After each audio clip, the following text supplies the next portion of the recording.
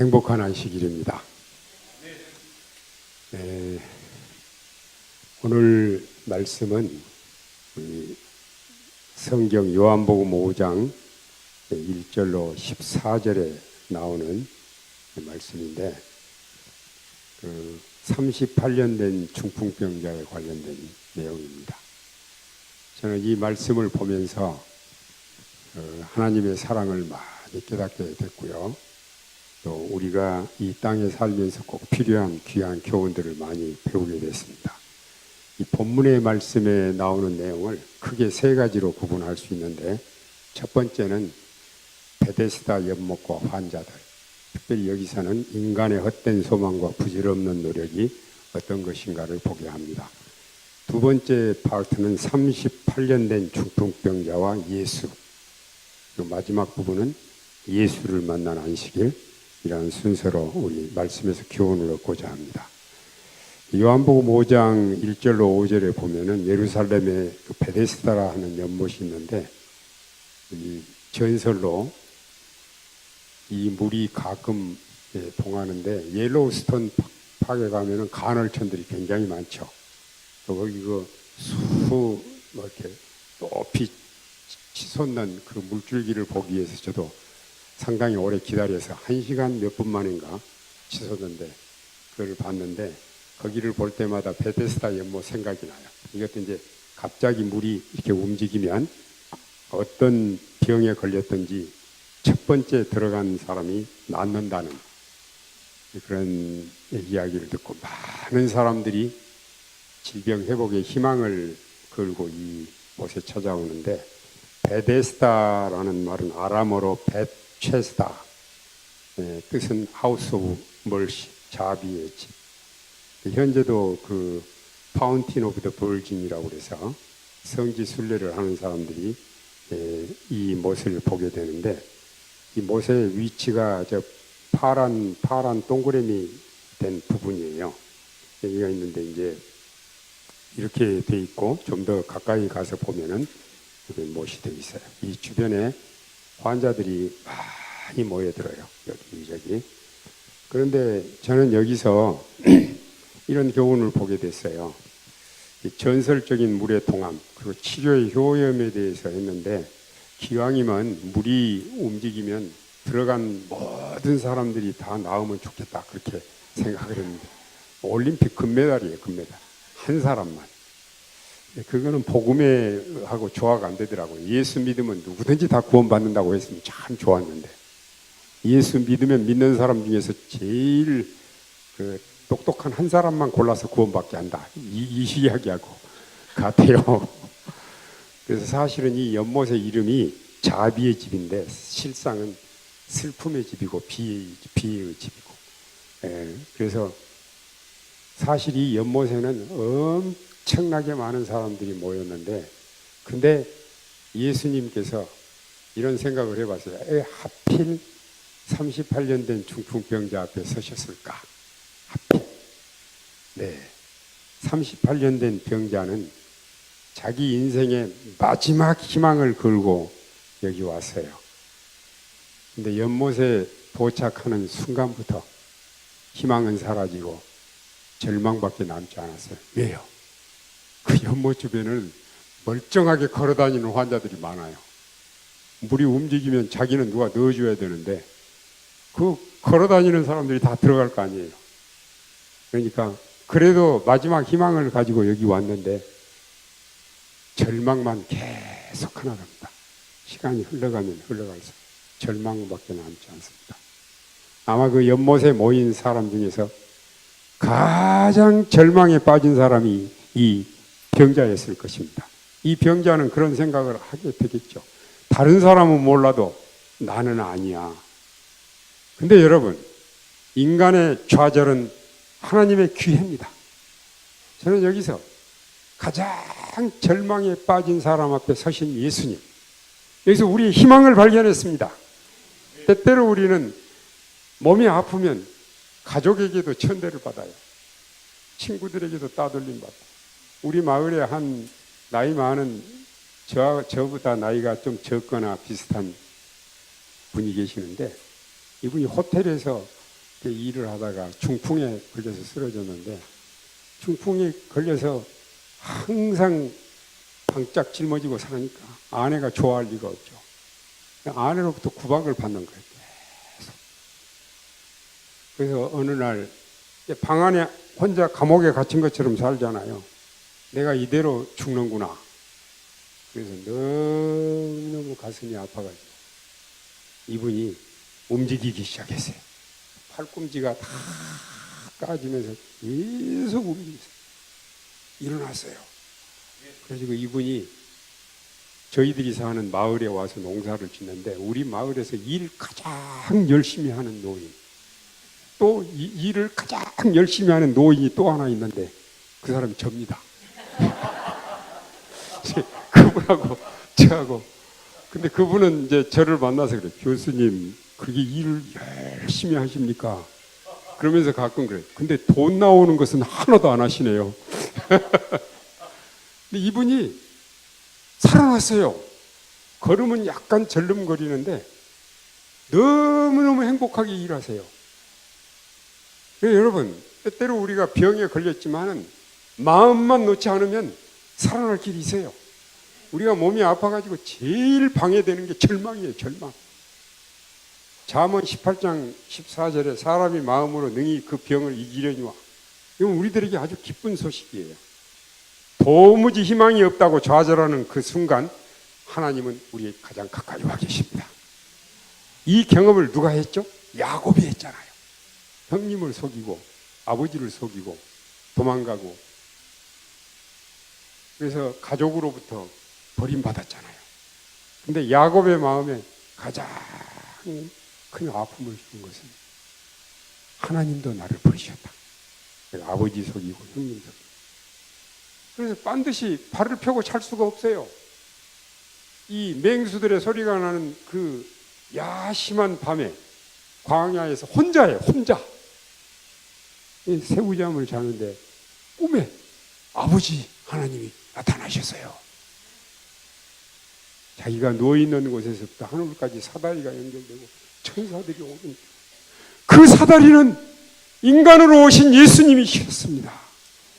존경하는 여러분, 우리가 이 세상에 살면서 내가 병들어서 죽게 되고 또 재정적인 파산을 당해서 다 빈털터리가 되고 또 어떠한 어려움 속에서 좌절하고 그럴 때 여러분 실망하지 마십시오. 하나님은 우리 가장 가까이 와 계십니다. 그리고 아버지 하나님은 절대로 우리를 포기하지 않으십니다. 우리를 포기하지 않으시는 분명한 이유가 있습니다. 우리를 만드셨기 때문에, 목숨 걸고 우리를 살리셨기 때문에 절대로 버리지 않습니다. 다른 짐승처럼 진흙을 주무럭거리다가 만든 존재가 아니잖아요. 하나님의 형상대로, 외모도 품성도 당신의 형상대로 만든 당신의 자녀들을 절대로 잊어버리지 않으십니다. 우리가 이런 하나님에 대한 신뢰를 가지고 살 때 우리는 용기와 힘을 가질 수 있고 이 세상에 사는 동안 정말 행복하게 살 수가 있습니다. 우리가 가진 어떤 문제도 다 해결할 수 있습니다. 근데 이 38년 된 병자에게 예수님이 세 마디 말을 하셨어요. 어떤 성경에 보면 예수님의 직접 말씀을 빨간 글씨로 표시해 놨는데, 요한복음 5장 1절로 14절에는 이 6절에 내가 낫고자 하느냐, 그 다음에 8절을 중간 부분에 일어나 내 자리를 들고 걸어가라, 그리고 14절에 보라 내가 나았으니 더 심한 것이 생기지 않도록 다시는 죄를 범치 말라. 이런 내용이 이제 예수님이 직접 하신 말씀입니다. 이 말씀을 하나씩 좀 살펴보겠습니다. 베데스다 중풍 병자 앞에 예수님이 서셨어요. 그런데 예수님께서 이 병자를 정말 도와주시기를 원했어요. 그런데 이 병자는 절망 가운데 빠져 있어요. 사람이 필요를 느끼지 않으면 도움을 줄 수가 없습니다. 돼지에게는 금덩어리를 줘도 소용없어요. 구정물 한 바가지면 돼요. 우리 사람도 하나님께서 우리를 도와주시기를 원하시지만 우리가 영적 식별력이 없고 진정한 우리의 상태를 알지 못할 때 하나님의 도움을 받지 못할 수 있어요. 예수님은 정말로 이 환자를 도와주시기를 원했어요.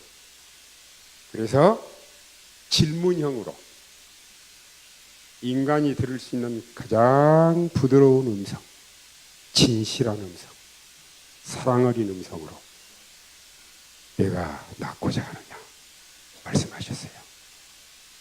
오늘 이 말씀을 듣는 이 시간에도 성령의 감동하심으로 우리를 사랑하시는 이런 하나님의 음성을 우리 모두 듣게 되기를 바랍니다. 내가 낫고자 하느냐.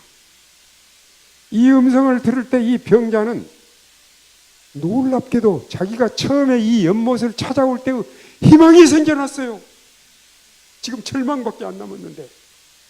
그래서 이 질문은 이 병자에게 희망을 일깨워주는 질문이었고 그의 필요를 새롭게 느끼도록 하는 질문이었습니다. 말하자면 예수님께서 이 병자를 도와주실 수 있는 준비가 이루어진 셈입니다. 사실은 이제 병자가 이 예수님의 말씀을 들었을 때 이 병자의 관심은 모두 절망적인 거예요. 못에 들어갈 힘도 없고 못에 넣어줄 사람도 없고 내가 들어가려고 그러면 다른 사람이 먼저 들어가고 그의 생각은 온통 부정적인 생각에 사로잡혀 있어요. 우리가 우울증이 왜 온 줄 아세요?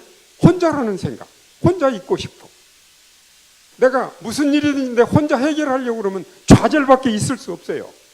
그러나 이 환자에게는 희망이 생겼습니다. 이 희망은 다른 출처에서 이제 연못이 아니에요. 연못에 넣어줄 수 있는 사람. 예수님은 그를 연못에 넣어줄 수 있는 사람일 뿐만 아니라 그의 죄를 용서해 주시고 그를 고칠 수 있는 분이셨습니다. 오늘 우리가 이런 우리의 희망이 자연치료제에서 이 치료제를 주신 분에게로 옮겨갈 필요가 있습니다. 오늘날 많은 사람들이 천연치료하고 자연치료하지만 치료하는 방법에 매달려 있어요.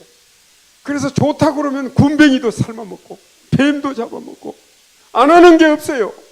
천연치료 한다고 하면서 엉뚱한 길로 가요. 그러나 하나님께서는 다시 한번 우리를 사랑하시기 때문에 천연치료를 하되 제대로 하기를 원하십니다. 여러분, 치료하는 방법들, 치료제들도 중요하지만 이런 방법들을 주신 분이 더 중요합니다. 오늘 하나님께서는 이런 축복을 우리들에게 주시기를 원하십니다. 우리들이 가지고 있는 가장 큰 문제는 예수님이 우리 마음에 계시지 않고 문 밖에 계시다는 것입니다. 여전히 예수님께서는 우리 문 앞에 오셔서 마음 문을 두드리고 계세요. 기록된 성경을 통해서, 자연계를 통해서, 우리 양심을 통해서, 또는 설교자의 음성을 통해서 하나님께서는 우리들에게 말씀하십니다. 이제 두 번째 예수님께서 말씀하신 내용은 명령형입니다. 일어나 내 자리를 들고 걸어가라. 그런데 이 병자가 여러 가지 구실을 만들 수 있어요. 예를 들면 이렇게요. 불가능한 일을 하라는 것이므로 일어날 수 있다면 내가 벌써 못에 들어갔을 것이고 이곳에 오지도 않았을 것이다. 이렇게 말을 할 수도 있고, 말씀은 감사합니다마는 오 주님 고마운 말씀이나 지금은 안 되겠네요. 저는 몹시 약합니다. 자격이 없습니다. 형편이 안 됩니다. 이렇게 말할 수 있어요. 그러나 이 병자는 이렇게 생각을 했더라면 그가 살아날 수 있는 유일한 기회를 놓칠 뻔했습니다. 그러나 이 병자는 자기가 도무지 일어날 수도 없고 자기가 회복된다는 그런 가능성도 없었지만 말씀대로 믿고 순종할 때 일어났습니다. 얼마나 놀랍습니까? 저는 여기서 어떤 귀한 교훈을 배우게 됐느냐면요, 이 병자에게 말씀하신 분이 누구시죠? 이 병자에게 말씀하신 분이 창세기 1장 13절에서 빛이 있으라고 명령하신 분이십니다. 말씀으로 세상을 창조하신 분이 인간의 모습으로 오셔서 이 병자 앞에 서신 것입니다. 그리고 이 병자에게 빛이 있으라고 말씀하신 똑같은 음성으로, 명령형으로 일어나 내 자리를 들고 걸어가라고 말씀하신 것입니다. 오늘 또 우리를 사랑하시는 하나님께서 우리에게 그렇게 명하십니다. 일어나 내 자리를 들고 걸어가라. 우리가 어떻게 응답하면 좋겠습니까? 제가 이런 생각을 해봤어요. 아인슈타인이 물리적인 공식을 얘기할 때 E는 mc 승 이런 얘기를 했잖아요. 그 말이 뭔 말입니까? 에너지는 물질이나 시간과 같다. 에너지가 물질로 바뀔 수 있고 물질이 에너지로 바뀔 수 있고 그 말이잖아요. 그래서 그런 말에 의하면은 하나님의 입에서 나오는 말씀은 에너지입니다. 이것이 물질로 바뀔 수 있어요. 그래서 하나님께서 무에서 유를 창조하신 거예요. 카오스에서 코스모스, 무질서에서 질서로. 이거는 하나님만이 주실 수 있는 창조의 변화인데 믿고 순종하는 자에게 그 능력이 지금도 나타납니다. 우리의 마음이 죄에서 벗어나는 것, 육신의 질병에서 고침을 받는 것뿐만 아니라 죄에서 벗어나는 데는 창조의 능력이 아니면 불가능합니다. 오늘 우리에게 필요한 것은 우리가 모든 길티 필링에서 죄책감에서 벗어나는 것입니다. 우리 죄된 몸에서 벗어나서 하나님의 생명으로 들어가는 것입니다. 우리에게는 창조의 능력이 필요합니다. 다시 한번 일어나 내 자리를 들고 걸어가라 하신 이 말씀을 믿고 순종하는 우리의 태도가 필요합니다. 이것 자체도 우리가 원하는 대로 안 됩니다. 성령께서 감동하실 때 가능합니다.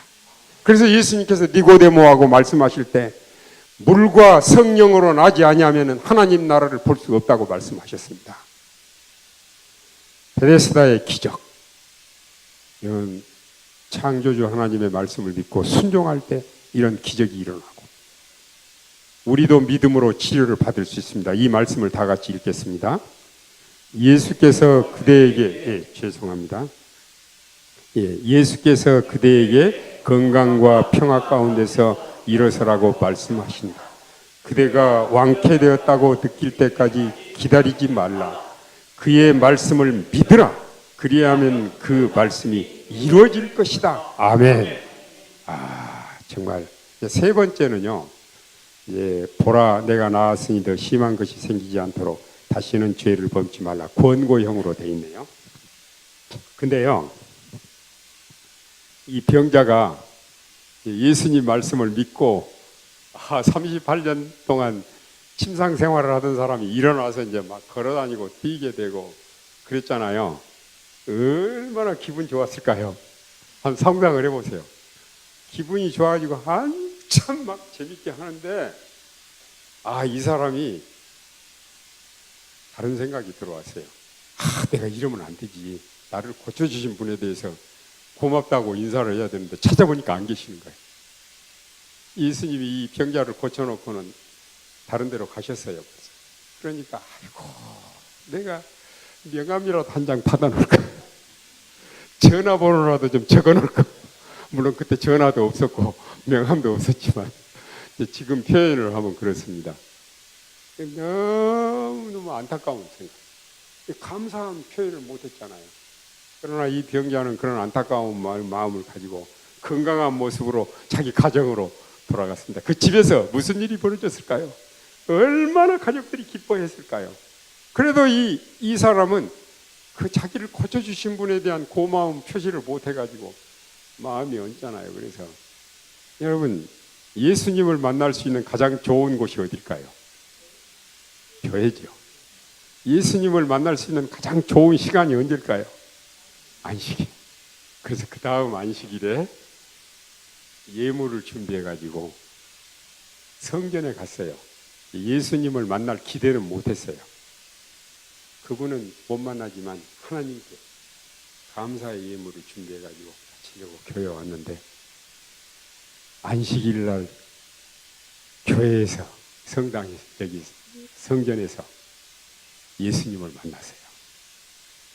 여러분 근데 우리 예수님께서는요 우리를 도와주시되 잠깐 도와주시고 끝나는 게 아니고 계속적으로 도와주셔요.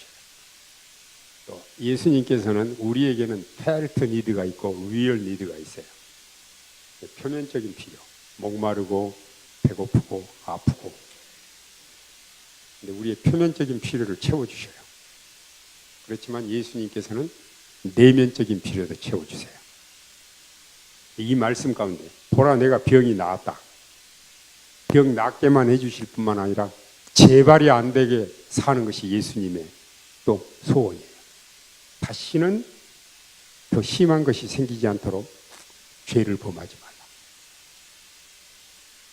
그래서 우리 예수님께서는 표면적인 필요에서 내면적인 필요로, 신체적인 건강에서 영적인 건강으로 우리의 몸과 마음은 불가분적이에요. 우리가 물로 침례를 받는다면 성령의 침례를 받는 것이고, 우리가 진정한 믿음으로 육체적인 질병에서 벗어난다면 영적으로도 거듭남의 경험을 하는 거예요. 이것이 인간 회복이고 전인 치료입니다. 자, 이 환자가 이제 예수님을 만났어요. 성경에서 만났을 때 여기 영감의 글에 보면 이렇게 표현했어요. 그 고침을 받은 자는 자기의 구원자를 보았을 때 미친 듯이 기뻐했다. 미친 듯이 기뻐했다. 하나님께서는 항상 우리를 도와주실 때 완전하게 도와주십니다. 완전하게. 조금 도와주시고 마는 게 아니에요. 한 번 도와주시고 마는 게 아니에요. 끝까지 도와주십니다. 이런 분이 우리 아버지십니다. 이런 하나님을 우리 아버지로 모시고 사는 자체, 우리는 행운합니다. 이 세상에서 이렇게 복받은 사람이 없습니다.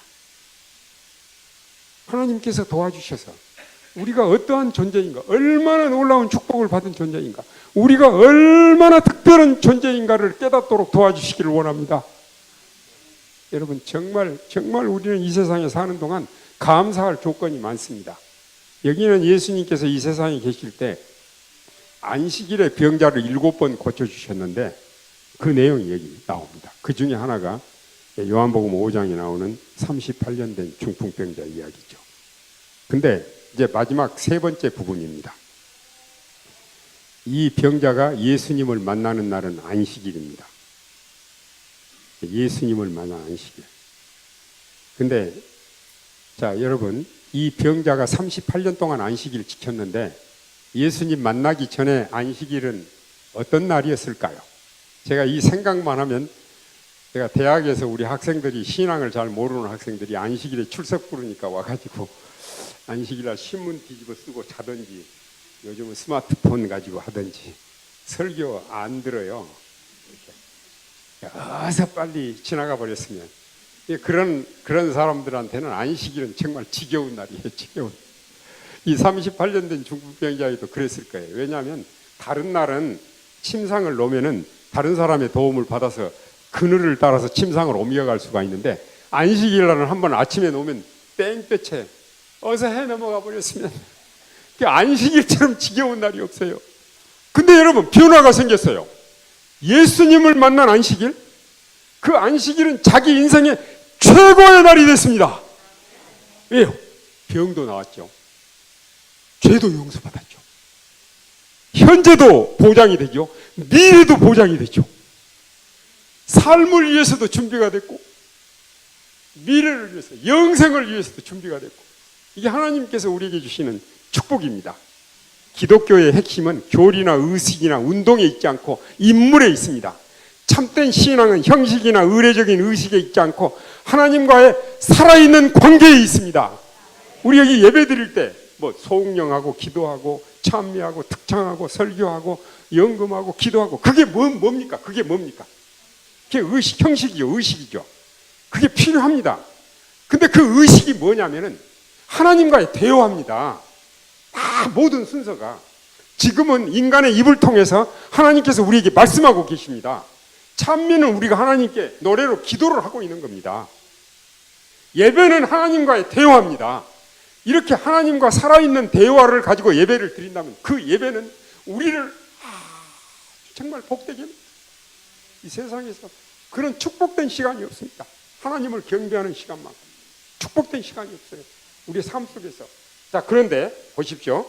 이 병자가 그 예수님을 만나는 안식일, 자기 인생의 최고의 순간이었는데, 다음 안식일은 어땠을까요?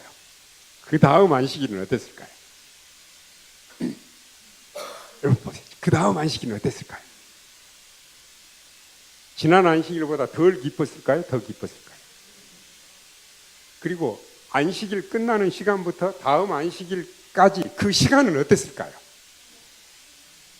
자기를 고쳐주시는 분을 만날 생각을 하니까 일도 잘 되고 뭘 하든지 행복하고 기뻐요. 그래가지고 그 다음 안식일 또 예수님 만나니까 얼마나 행복해요. 그 다음 안식일은 어땠을까요? 더 행복하죠.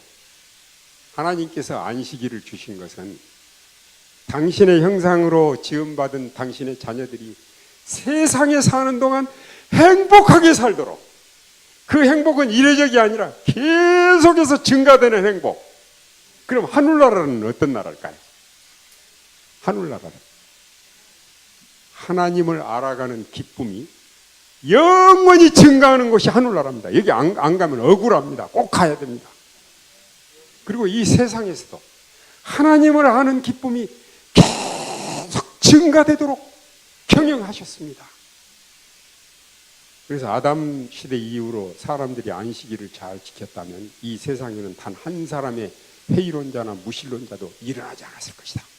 그 말이 맞습니다. 여러분, 안식일은 사람이 이 세상에 사는 동안 가장 축복받고 행복한 것은 하나님을 알고 하나님을 찬양하고 하나님이 내 아버지시라는 것을 느끼는 것인데, 안식일만큼 하나님을 왜 경배해야 되는지 이유를 보여주는 계명이 없어요. 그분은 창조주고 나는 피조물이니까. 그분은 구세주시고 나는 죄인이었으니까. 그래서 안식일은 하나님을 늘 기억하도록 살게 하는 그런 제도적인 장치였어요. 안식일 못지않게 하나님을 기억하도록 하는 또 하나의 방법이 있는데, 그게 11조 내는 거예요. 우리가 수입의 10분지를 바칠 때마다 재물 얻을 능력을 주신 분이 하나님이시다. 가족 제도예요. 남편과 아내, 부모와 자녀 사이, 하나님과 인간과의 관계를 통해서 하나님을 배울 수 있도록 이렇게 축복해 주신 거예요. 정말 놀라운 일입니다. 그래서 안식일의 축복은 안식일을 맞이할 때마다 예수님과 더 친밀한 관계에 들어가기 때문에 우리가 안식일마다 그의 인생의 또 다른 최고의 날이 되는데, 우리가 일주일 동안 내내 일상생활에서도 이것이 반복되기를 바라고, 안식일마다 반복되기를 바라고, 하늘에서도 끝없는 영원한 세월을 지나면서 하나님을 아는 새로운 기쁨이 계속 증가되는 그런 삶이 우리가 갈 본향입니다. 얼마나 감사합니까? 그래서 저는 요한복음 17장 3절, 영생은 유일하신 참 하나님과 그의 보내신 자 예수 그리스도를 아는 것이니라. 안다고 하는 것은 가장 친밀한 관계를 말하는 것입니다. 부부간에도 안다는 것은 그냥 아는 것도 아는 거지만 어느 누구도 침범할 수 없는 가장 친밀한 관계를 의미하는 것입니다. 하나님을 아는 것도 마찬가지입니다. 하나님이 내 안에, 내가 하나님 안에. 그리고 우리가 말하는 거나 행동하는 거나 모든 삶 속에서 하나님의 모습이 반영되는, 하나님의 형상이 회복되고 나타나는 그런 삶을 말하는 것입니다. 하나님께서 내 마음에 오시면 더 이상 손님이 아니십니다. 주인이 되십니다. 하나님께서는 있는 모습 그대로 하나님께 나아오실 때 우리를 받아주십니다. 있는 모습 그대로, 죄 많은 모습 그대로, 병든 모습 그대로, 절망한 모습 그대로 우리를 받아주셔서 하나님의 뜻대로 우리를 변화시켜 주십니다. 하나님의 형상을 회복시켜 주시고 영원히 하나님의 축복 속에서 살게 하십니다. 이런 하나님을 아버지로 모시고 오늘 안식일, 예수님을 만난 안식일의 축복을 누리게 되시기를 간절히 바랍니다.